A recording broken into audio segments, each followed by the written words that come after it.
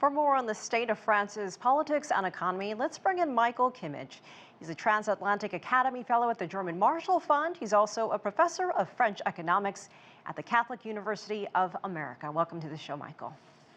Thank you. Well, we've seen this race before, so to speak. What do you make of this first round, and what is front and center in French voters' minds?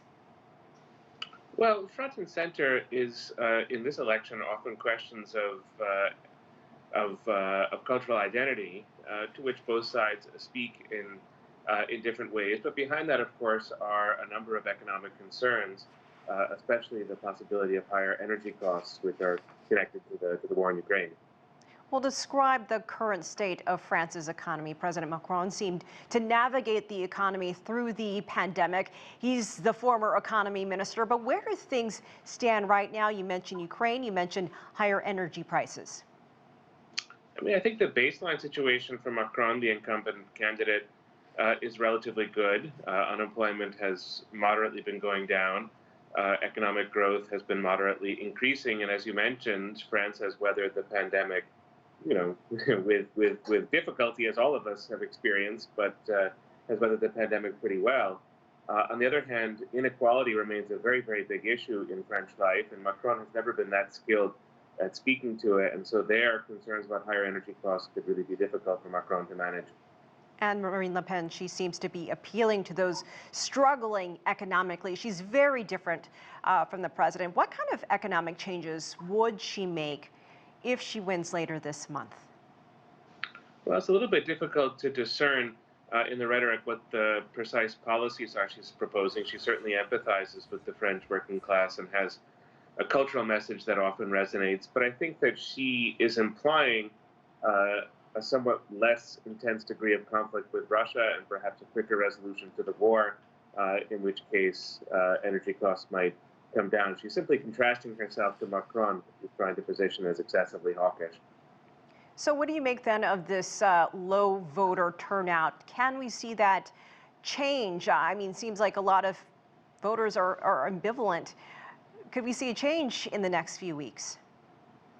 It's hard for me to imagine that there'll be a dramatic change between now and April 24th, when the second round of the voting will occur, although the second round is in some respects the real deal when it comes to a French election. But it's not a very dramatic election in France in many ways, and there seems to be a certain exhaustion with politics in France, which is depressing voter turnout. I doubt that will change dramatically in the next couple of days. So is there anything that Emmanuel Macron should be concerned about by then?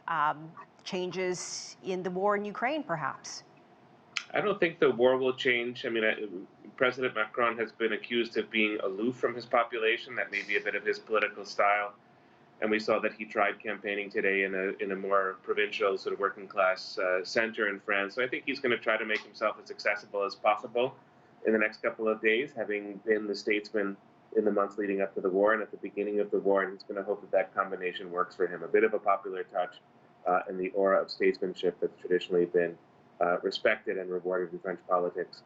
And do you think Marine Le Pen can make some headway and edge him out? I mean, does she have a real shot here?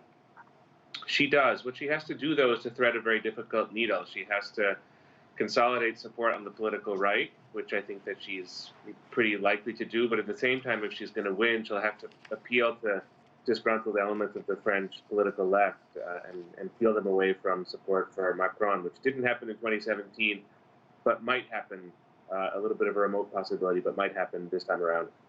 So I would like your prediction of the outcome of this presidential election, Michael.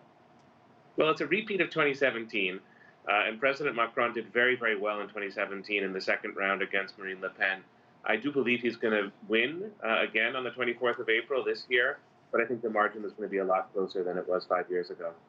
All right, Michael Kimmage, the Transatlantic Academy Fellow at the German Marshall Fund and French economic professor at the Catholic University of America. Thank you again for joining us. Thank you for having me.